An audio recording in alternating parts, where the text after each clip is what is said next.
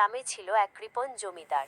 সে ছিল খুবই লোভী, কিন্তু লোক সমাজে নাম কেনার জন্য মাঝে মাঝে দান করার ভান করত।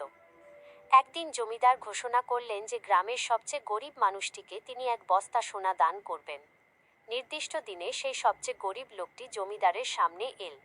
সবাই দেখল, জমিদার তাকে একটি ছোট পুঁটলি উপহার দিলেন, যার মধ্যে ছিল মাত্র একটি সোনার মুদ্রা। উপস্থিত সবাই হাসতে শুরু করল।